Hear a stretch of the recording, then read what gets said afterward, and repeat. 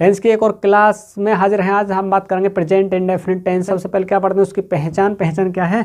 इन वाक्यों की क्रियाओं के अंत में simple present, simple past, simple future में हमने क्या पढ़ा था?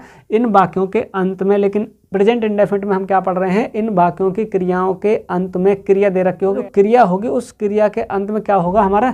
ता है, ती है, ते है, ता हूँ आदि ऐसे शब्द आते हैं।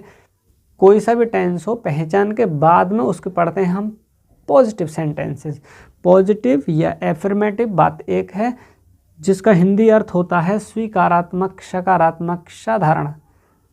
एक वचनकर्ता के साथ वर्ब की फर्स्ट फॉर्म प्लस एस या ईएस, यानी वर्ब की फर्स्ट फॉर्म में एस या ईएस जोड़ते हैं जब वाक्य हमारा एक वचन हो। बहुवचन प्लस में कर्ता के साथ में वर्ब की फर्स्ट फॉर्म लगाते हैं। वी फर्स्ट का मतलब होता है वर्ब की फर्स्ट फॉर्म। ये जो हमारे वर्ब की फर्स्ट फॉर्म में एस या ईएस है, इसको हम वर्ब की फिफ्थ फॉर्म भी कहते हैं। स्ट्रक्चर क्या हुई? सब्जेक्ट, वर्ब की फर्स्ट फॉर्म या वर्ब की फर्स्ट फॉर्म में एस या ईएस प्लस अदर वर्ड। बात समझ में आ रही है यहाँ तक? स्ट्रक्चर के बाद में अब थोड़ा सा हम उदाहरण की तरफ नज़र डालते हैं। राम अपनी पुस्तक पढ़ता है, तो देखो सबसे पहले हम उसकी पहचान देखेंगे कि ये वाक्य किसका है। ता है, ता है, ता है, प्रेजेंट इंडेफिनिट का हो क्या? अच्छा, साधारण वाक्य पॉजिटिव सेंटेंस है, तो सबसे पहले हम क्या लगाएंगे? सब्जेक्ट। सब्जेक्ट क्या है हमारा? राम। और इंग्लिश में कर्ता लगाने के बाद में सेंटेंस उल्टा बनता है। कर्ता लगाने के बाद सब्जेक्ट लग गया। पढ़ने की क्या है? रीड। राम एक वचन है तो रीड्स। राम के साथ अपने की क्या है? हिज। और किताब को क्या कहते हैं? बुक। बात समझ में आ रही है? अब देखो, अब इसमें राम के साथ में अपने की हिज क्यों आई है? इस पर अपना, अपनी, अपने के लिए अंग्रेजी में क्या लगाते हैं, इसकी वीडियो में पहले ही बना दी है, चाहे तो आप उस वीडियो को भी देख सकते हैं। अगला सेंटेंस है वे रोजाना हॉकी खेलते हैं, तो कौन खेलते हैं? वे। बहुवचन हो गया। खेलने की क्या है? प्ले। हॉकी की क्या है? हॉकी। और रोजाना की क्या है?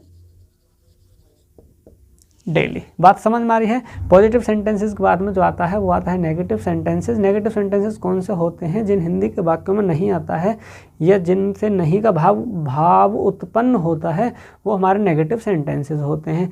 नेगेटिव को हिंदी में कहते हैं नकारात्मक, निषेधात्मक वाक्य। नियम देखते हैं। एक वचन कर्ता के साथ डू नॉट वर्ब की फर्स्ट फॉर्म।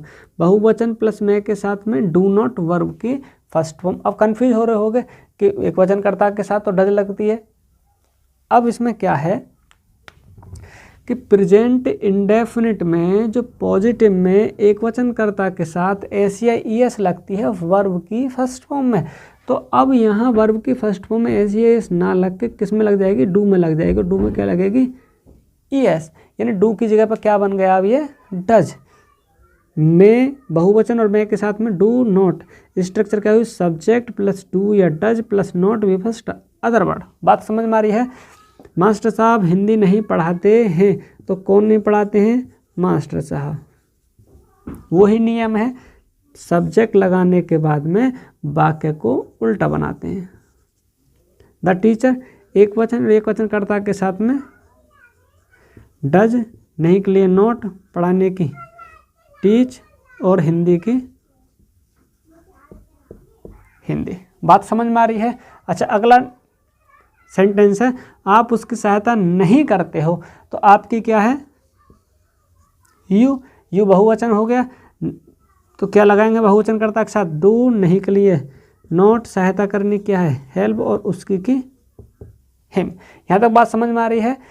नेगेटिव सेंटेंसेस के बाद में जो आता है वो आता है इंटेरोगेटिव सेंटेंस। सबसे पहले समझते हैं हम इंटेरोगेटिव वाक्य यानी इंटेरोगेटिव सेंटेंसेस कौन से होते हैं। इंटेरोगेटिव सेंटेंसेस वो होते हैं जिन वाक्यों से हम प्रश्न पूछते हैं।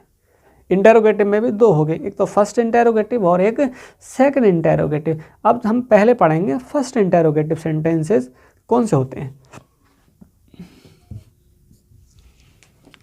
फर्स्ट इंटेरोगेटिव सेंटेंसेस कौन से होते हैं? जिन हिंदी वाक्यों के शुरू में क्या आता है वो हमारे फर्स्ट इंटेरोगेटिव सेंटेंसेस होते हैं, पहला। दूसरा, फर्स्ट इंटेरोगेटिव सेंटेंसेस जब हम प्रश्न करते हैं किसी से तो उसका उत्तर हाँ या ना यानी यस या नो में आता है। जैसे हम प्रश्न करते हैं कैसे, किसी क्या आप स्कूल जाते हो, तो उसका उत्तर आएगा हाँ या फिर ना। क्या आप रोज़ाना चाय पीते हो, क्या आप रोज़ाना अपने काम पर जाते हो, तो उसका उत्तर हाँ या ना में आएगा। जब हाँ या ना का आता है तो वह वाक्य हमारा फर्स्ट इंटेरोगेटिव को होते हैं। जब वाक्य के शुरू में क्या आ रही हो तो क्या की जगह पे डू या डज कर्ता के अनुसार लगाते हैं। यदि कर्ता हमारा एक वचन का है तो क्या की जगह पे डज लगेगी, अगर यदि कर्ता बहुवचन का है तो क्या की जगह पे हमारी डू लगेगी। डू या does subject V first other word. बात समझ में आ रही है? क्या लड़के कक्षा में शोर मचाते हैं, तो अब इसको हम कैसे बनाएंगे इंग्लिश में? देखो, क्या लड़के, लड़के बहुवचन है तो क्या की जगह पे क्या लग गई? डू, क्योंकि बहुवचन कर्ता हो गया। अच्छा, पहले की तरह सब्जेक्ट। बात समझ में आ रही है? कर्ता लगाने के बाद हम वाक्य उल्टा बनाते हैं। लड़के, लड़के क्या है? द बॉयज, शोर मचाने की मेक ए नॉइज, और कहाँ मचा रहे हैं शोर? In the class. बात समझ में आ रही है? फर्स्ट इंटेरोगेटिव के बाद में चल आता है वो आता है second interrogative sentence. Second interrogative sentences कौन से होते हैं? जिनसे प्रश्न करने के बाद में उसका जो उत्तर आता है वो डिटेल में आता है। कैसे भला? क्या आप रोज़ाना कहाँ जाते हैं, तो उसका उत्तर आएगा मैं रोज़ाना ड्यूटी जाता हूँ या स्कूल जाता हूँ या जो भी है, यानी उसका पूरा सेंटेंस आएगा, डिटेल में आएगा। ठीक है। सेकंड इंटेरोगेटिव वाक्य कौन से होते हैं? जब वाक्य के बीच में कोई प्रश्नवाचक शब्द आता है। प्रश्नवाचक शब्द वो होते हैं जिनसे हम प्रश्न पूछते हैं, जैसे क्या, क्यों, कब, कैसे, कहाँ, कौन, किसे आदि आता है तो उसके अंग्रेजी वाक्य के शुरू में सबसे पहले लगाते हैं। क्या शुरू में आए तो फर्स्ट इंटेरोगेटिव, और क्या जब बीच में आ जाए तो सेकंड इंटेरोगेटिव। स्ट्रक्चर क्या है? क्वेश्चन वर्ड यानी प्रश्नवाचक शब्द, फिर डू या डज सब्जेक्ट के हिसाब से, फिर वर्ब फर्स्ट फॉर्म, फिर अदर वर्ड। जब वाक्य में कौन या किसने आता है तो उसकी स्ट्रक्चर एक अलग है। क्या है? कौन या किसने के लिए इसको अंग्रेजी में क्या कहते हैं? हु, वर्ब की फर्स्ट फॉर्म प्लस एस या E S plus O W. अब हम सेकंड इंटेरोगेटिव का और कौन या किसने का उदाहरण देखते हैं। उदाहरण है सेकंड इंटेरोगेटिव का, वह रोजाना कहाँ सोता है, तो कहाँ की क्या है? वेयर, वह एक वचन, डज वह की, ही, सोने की क्या है? स्लीप, और रोजाना की क्या है? डेली। बात समझ में आ रही है? उसकी सहायता कौन करता है, तो कौन या किसने के लिए? हु, सहायता करने की क्या है? हेल्प। हु के साथ में वर्ब के फर्स्ट फॉर्म में एस या ई एस लगाएंगे तो एस लग जाएगी, हु हेल्प्स, और उसकी की हिम। बात समझ में आ रही है? जो हमारे इंटेरोगेटिव सेंटेंसेस होते हैं उनके अंत में प्रश्नवाचक चिन्ह यानी क्वेश्चन मार्क अवश्य लगाते हैं। बात समझ में आ रही है? अब मैं आपके लिए कुछ सेंटेंसेस दे रहा हूँ, आप उनको खुद बनाना। यदि कोई दिक्कत आती है तो आप मेरे लिए कमेंट बॉक्स में बता सकते हैं।